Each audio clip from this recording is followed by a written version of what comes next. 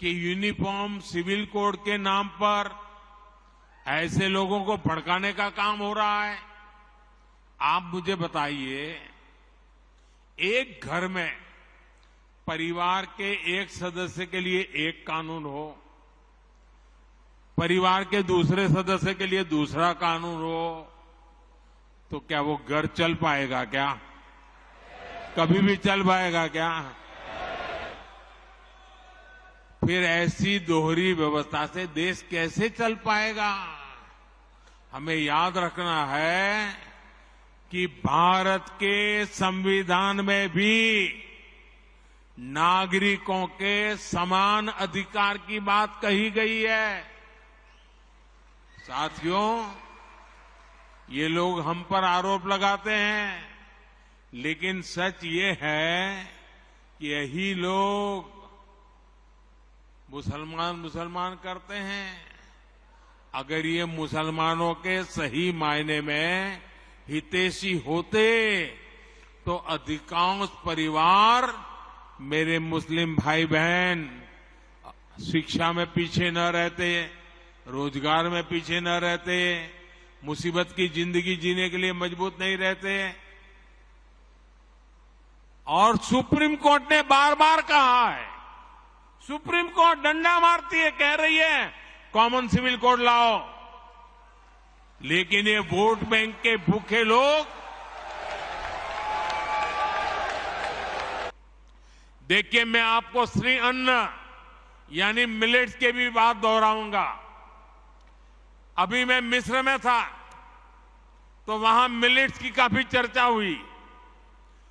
वहां के लोगों को गेहूं बाहर से मंगाना पड़ता है। मैंने उन्हें भारत के मिलेट्स यानी मोटे अनाज के बारे में बताया। भारत के करीब 2.5 करोड़ से ऐसे किसान हैं जो मिलेट्स की, मोटे अनाज की खेती करते हैं। वे कम पानी में, विपरीत परिस्थितियों में भी मिलेट्स पैदा करते हैं। मिलेट्स की सबसे बड़ी ताकत ये होती है कि वो सुपर फूड होता है। दूसरा, ये पर्यावरण को नुकसान नहीं पहुंचाता है। मिलेट्स की ये खूबियां मैंने उन्हें बताई। श्री अन्न अभियान का मुख्य उद्देश्य हमारे छोटे किसान को ताकत देने का ही है। ऐसे में भाजपा के कार्यकर्ता को भी सोचना चाहिए कि श्री अन्न को बढ़ावा देने के लिए हर संभव प्रयास करें। साथियों, मैंने आपसे काफी समय लिया है और देश भर में देख रहा हूं, टीवी पे लाखों कार्यकर्ता वहां बैठे हुए नजर आ रहे हैं। आज हम गर्व से कह सकते हैं कि भारत 9 वर्षों में 10वें नंबर की अर्थव्यवस्था से 5वें नंबर की आर्थिक ताकत बन गया है। लेकिन इसका मतलब क्या है? इसका अर्थ यही है कि बीते 9 वर्षों में भारत और भारतीयों की कमाई बढ़ी है, समृद्धि में हिस्सेदारी बढ़ी है। आज जब हमारा निर्यात रिकॉर्ड स्तर पर है तो उसका लाभ किसानों को भी होता है और रोजगार निर्माण पर भी होता है।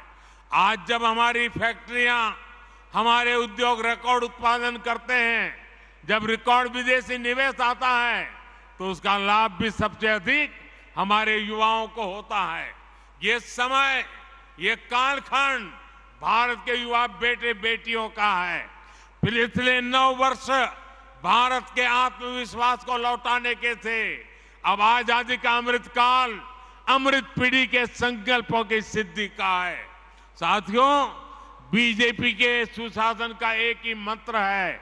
ये मंत्र देश की कमाई का विस्तार कर उस समृद्धि का लाभ हर भारतीय तक पहुंचाने का है। भाजपा एक तरफ देश के संसाधन बढ़ाने की नीति पर चलती है, देश की तरफ हर लाभार्थी तक पहुंचने का ईमानदार प्रयास करती है। इसलिए पिछले 9 वर्षों में देश में लाभार्थियों का एक बड़ा वर्ग तैयार हुआ है। जो पहले वंचित था उसे अब वरीयता मिल रही है। यही तो सच्चा सामाजिक न्याय है, जिसकी कामना पूज्य बापू से लेकर डॉक्टर अंबेडकर और लोहिया जी तक हर महापुरुष ने की थी।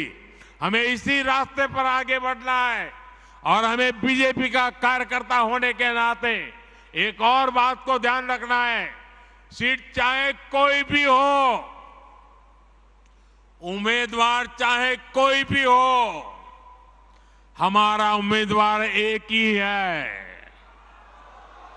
हमारा उम्मीदवार एक ही है और वो उम्मीदवार है कमल। कमल ही हमारा उम्मीदवार है।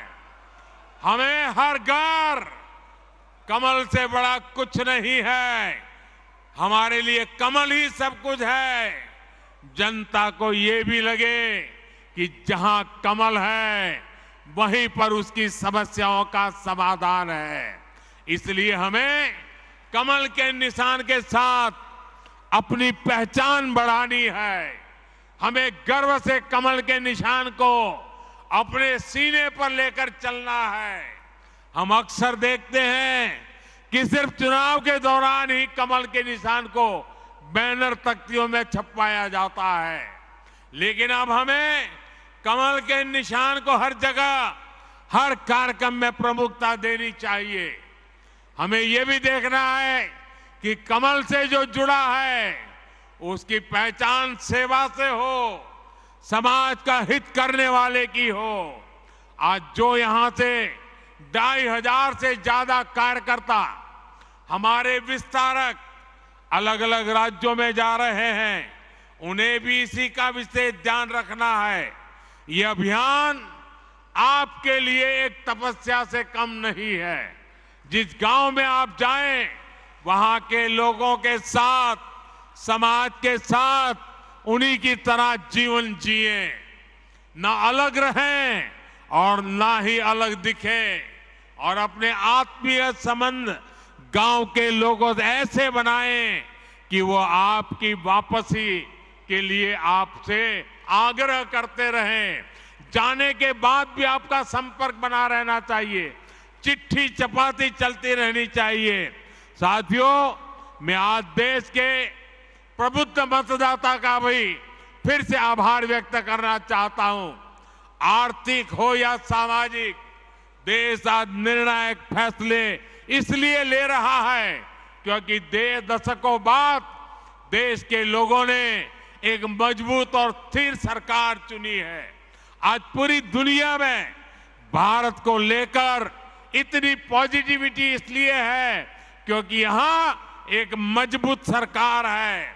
आने वाले 25 साल यानी आजादी के अमृत काल में विकसित भारत के निर्माण के लिए यही स्थिरता, यही मजबूती, यही हमारे लिए आवश्यक है। हमने इसीलिए आगे बढ़ना है। इसी संदेश के साथ हमें बूथ बूथ पर अपने संवाद को आगे बढ़ाना है। इतनी बड़ी तादाद में, इतने शानदार कार्यक्रम में 10 लाख कार्यकर्ताओं के साथ मुझे जो बातचीत करने का, सवाल जवाब करने का अवसर मिला, मेरे लिए ये मेरी विदेश यात्रा की थकान भी आपको मिलकर के उतर गई। ये आपका प्यार, ये आपकी ऊर्जा, ये और नए काम करने की ताकत देती है। मैं फिर एक बार आपको बहुत बहुत बधाई देता हूं, बहुत बहुत शुभकामनाएं देता हूं। मेरे साथ जोर से बोलिए, भारत माता की, भारत माता की, भारत माता की, वंदे वंदे वंदे वंदे वंदे वंदे वंदे वंदे वंदे